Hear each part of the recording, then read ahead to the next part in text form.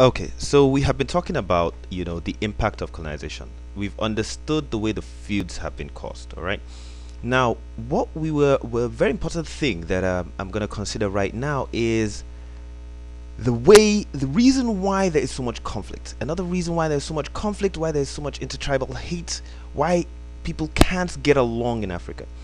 What happened was, in parts of Africa, like countries like Nigeria has 530 plus different languages, and all these people got along. Languages. I mentioned in an earlier part that if this was, some European country, one language and tribe would have dominated the rest. But they usually got along. But what happened in colonization? This is a very, very important aspect of colonization that explains why, when you have people like the President of America, Obama, saying, why isn't Ghana or Kenya developing what's it called, South Korea or Malaysia? He doesn't know what he's talking about, because you cannot compare apples and oranges. Does any other of these countries have the same situation where their language was changed, where their culture was changed? And then this. In colonization, the white man came along to Africa and takes a ruler, and he's like, I'm searching for this land, I want this piece, and he cuts it like this. And another guy says, I'm gonna cut it like that, and then they cut it like lines like that. And you join together tribes that are incompatible, and you separate tribes that are compatible.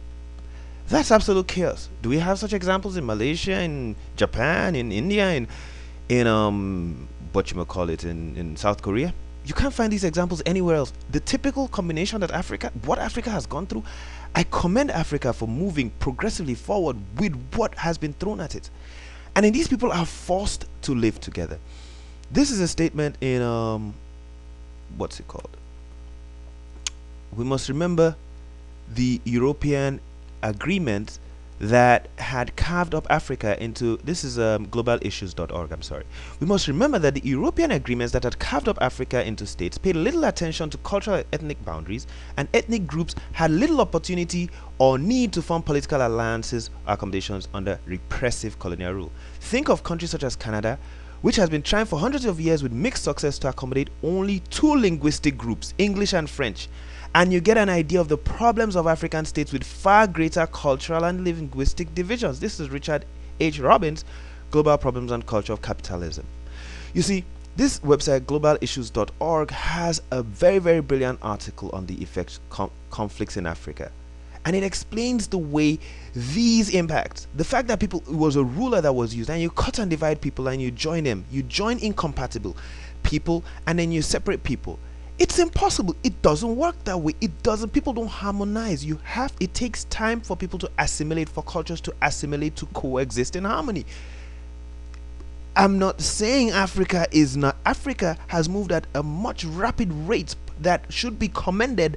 The degree of harmony and progress so far is commendable with what the impact that has been thrown at it. It takes time, and with time, another 50, 100 years, a country like United States is 300 years old. In another 50, 100 years, Africa would be back again where it was as like the forefront in development in the world. But for now, Africa is going through these troubling times because it takes time for these things to sort themselves out.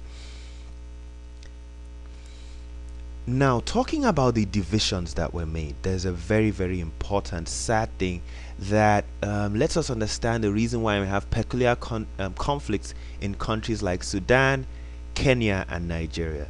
The same thing occurred in Sudan, Kenya, and Nigeria. There were people who were, let's say, Muslim Northerners, and then you have Southerners who had been given Western brand of Christianity, because Christianity has different brands, but they were given the Western colonialist brand with the white Jesus, blonde eye, blue hair, or blue hair, blonde eye, whatever. Now the Western brand of Christianity is given to the South, and in the North, when the colonialists came, they said the north of Nigeria, for instance, was very well developed, and they were organized. And according to the book by Lord Lennox, I quoted it in another part. So they didn't really give them Christianity. They were like, these guys are fine. Now the issue is, these people were harmonious groups. You had the northern Muslims in Sudan, the northern Muslims in Nigeria, the northern Muslims in Ghana, the northern Muslims in Kenya, and you had the south, which probably had Christianity, or like in Sudan, were traditional. What did colonialism do? The colonialist came And as a recipe for chaos, right before independence of all these nations, he did something in common.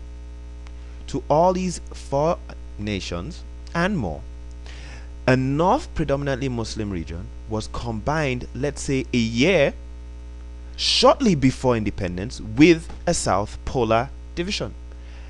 One aspect was given power, maybe the Tutsis.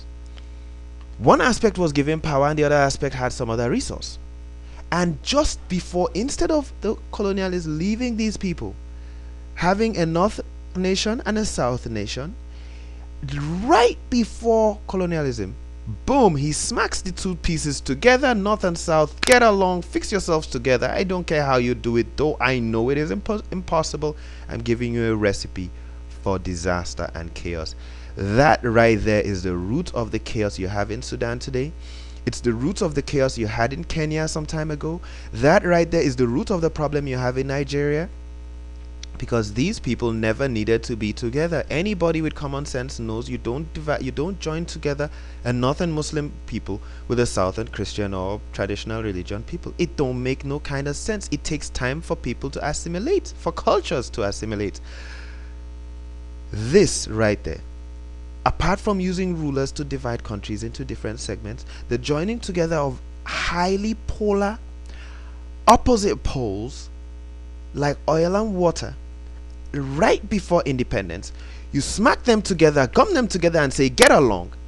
That right there, anybody who asks and expects harmony and progress from the Africans is very, very ignorant on the workings of society, has no understanding of anthropology, and has no understanding on development of human culture and development of civilization. Has no clue. It's absolutely, absolutely impossible for such combinations to work. Sometimes when I talk about countries, I talk about Ghana, I talk about Nigeria, I say Nigeria made in the UK. People have to remember, problems of Nigeria made in the UK, not made in Nigeria. Nigeria, its success or failure within this span, like 50 or so years post independence, is 100% kudos to the UK. It's made in the UK. Very, very important we understand the reason why there are tribal conflicts, the reason why there's ethnic discrimination, the reason why there's corruption, the reason why there's robbery, the reason why people don't love each other, the reason why they cut hands in Congo. The reasons for these problems we have barely a generation, less than a generation after colonization, is simply because this is the projected impact of such dastardly act on the continent. This article on global issues, conflicts in Africa, is very informative. It's very, very informative. It has a lot of information. It's beautiful. It's beautiful. I just saw it today while I was preparing this documentary, and I was like, wow, it's absolutely beautiful. There's absolutely no excuse to be ignorant. We need to understand the problems of Africa so we can deal with them better. Now, at this stage, we have discussed largely the history of Africa, how great Africa used to be, how Africa was a pioneer in development of technology, in hygiene and peace in the world. We have understood the impacts of colonization. We've understood how colonization broke up Africa, caused chaos, caused conflicts, caused patterns that are inherited today in what's called a post-slavery stress disorder, where you still have distress from the impacts of colonization. How countries were broken into pieces and joining incompatible pieces and all the rest. And we're going to move ahead to understand the limitations and how this recipe of failure has been promoted and is being supported till today, so Africa can still not yet heal. It's very, very funny. And there's a very, very interesting cartoon that I've had up. It's a cartoon that this is a guy, like a ram. They're dragging him around like a sheep. This is a cartoon, and this we're going to move into what Africa. We're now moving from 50 years ago post-colonization till date. Like what's the progress? What leeway has Africa been given? Has Africa progressed as it should, or has it excelled past even faster than it should? We'll be back with the next part.